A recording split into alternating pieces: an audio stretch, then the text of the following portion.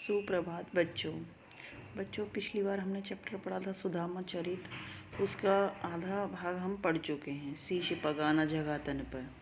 तो वहाँ तक आपको पूरा समझ में आ गया होगा। तो आगे देखिए, वह पुलकनी वह उठी मिलनी, वह आदर की बात, वह पटवनी गोपाल की कछु न जानी जात।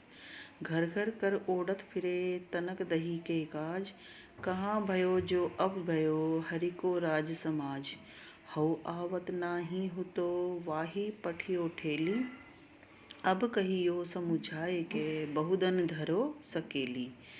इसमें जो ये पंक्तियां हैं, इनमें जब सुदामा अपने गांव लौटकर आता है तो वो मन में अनेक तरह की बातें सोचते हैं।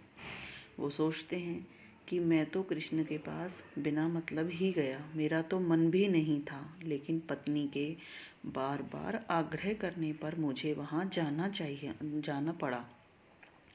मैं वहाँ नहीं जाता तो ज़्यादा अच्छा था।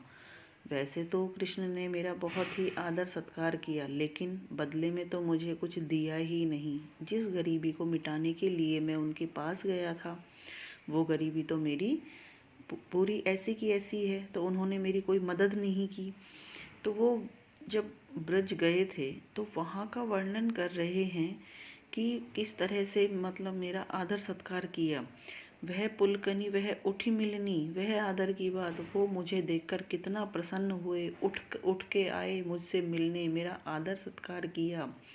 वह पटवनी गोपाल की कछु न जानी जात, और वो गोपाल इतने बड़े हैं, मथुरा के राजा हैं, लेकिन उन्होंने मेरी कोई जात बिरादरी कुछ नहीं देखी। मैं ब्राह्मण आदमी, और वो मुझसे इतने आदर प्रेम से सत्कार से मिले। घर घर कर ओढ़त फिरे तनक दही के, लेकिन मैं उनकी जात को समझता हूँ।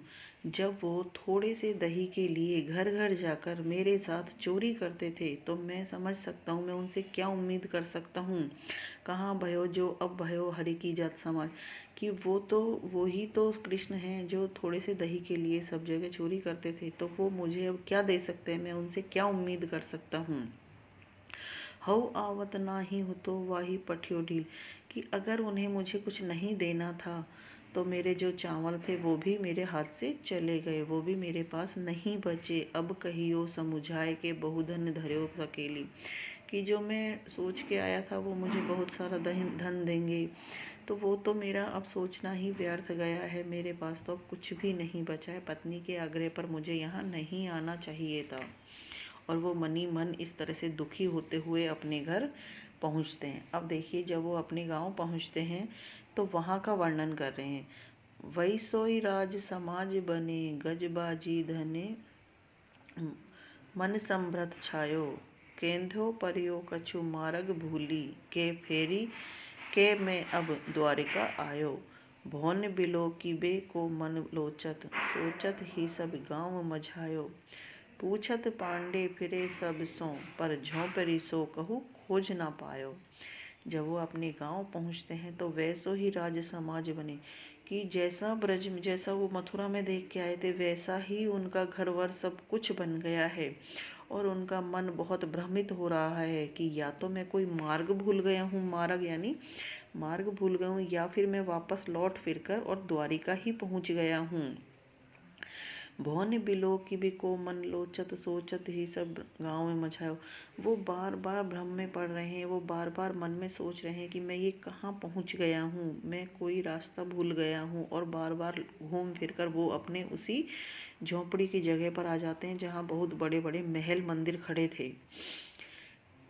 पूछत पांडे फिरे सब सो, पर झोंपड़ी को कछु खोज ना पाया। वो बार बार वहाँ जो लोग थे, पंडित थे, ब्राह्मण थे, उनके संगी साथी थे, उन सब से पूछते हैं मेरी झोंपड़ी कहाँ है, लेकिन उस झोंपड़ी का कहीं कोई नामो निशान नहीं था। वहाँ तो बहुत ही सुंदर महल मंदिर बन चुके थे।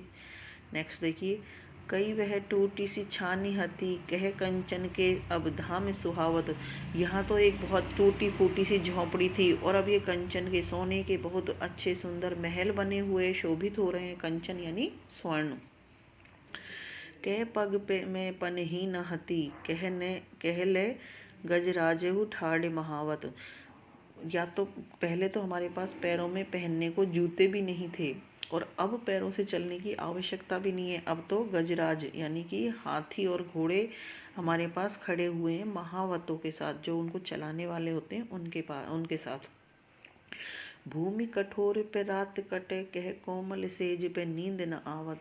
पहले कठोर भूमि पर भी हम आराम से सो लिया करते थे, और अब ये जो कोमल सेज हैं उन पर भी हमें नींद नहीं आ रही है। वो भी अब हमें मतलब जैसे आदत हो जाती है हर वातावरण की, तो वो कठोर भूमि की आदत है। तो ये जो मखमल के जो बिस्तर है, सोने के जो ये कोमल सेज हैं, उन पर हमें नींद नहीं आ रही है।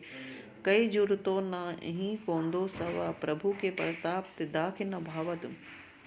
कभी तो हमारे पास खाने को सूखे चावल भी नहीं थे, और अब प्रभु के प्रताप से हमारे पास दाख, मुनक्का, किशमिश सब कुछ है, लेकिन वो भी हमें अच्छे नहीं लग रहे हैं। तो ये प्रभु की कृपा है। यहाँ सुदामा अपने और कृष्ण के मिलन का वर्णन करते हैं, और इस तरह से वो बताते हैं कि किस तरह वो अपनी पत्नी के आग्रह पर वहाँ जाते हैं, और कृष्ण भगवान उन्हें भेंट स्वरूप क्या क्या प्रदान करते हैं, जैसे स्वर्ण का महल, और जैसे खाने को दाख मुनक्का, सोने को मखमल के गद्दे, और चलने को हाथी घोड़े। तो इस तरह से वो उस चैप्टर में इसमें पूरा वर्णन किया गया है। इसके लेखक नरोत्तम दास हैं।